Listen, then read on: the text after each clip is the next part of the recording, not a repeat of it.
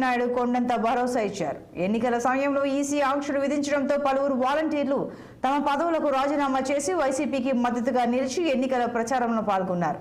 Assembly ఎన్నికల్లో YCP ఓడిపోవడంతో రాజీనామా చేసిన వాలంటీర్లు అయోమయంలో పడ్డారు. కొందరు వైసీపీ నేతలు తమతో బలవంతంగా రాజీనామా చేయించారని, తిరిగి వారిని విధుల్లోకి తీసుకోవాలని వాలంటీర్లు కోరుతున్నారు. అయితే పలువురు వాలంటీర్లు మంత్రి అచ్చెన్నాయుడుతో మొరపెట్టుకున్నారు. తమతో బలవంతంగా రాజీనామాలు చేయించిన వారి పేరు రాసి ఫిర్యాదు చేయాలని ఆయన సూచించారు. ఎవరు రాజీనామా చేయించమన్నారో వాళ్ళందరి మీద మేము స్టేషన్ ముందు కంప్లైంట్లు ఇవ్వండి. తర్వాత నేను మాట్లాడుతున్నాను.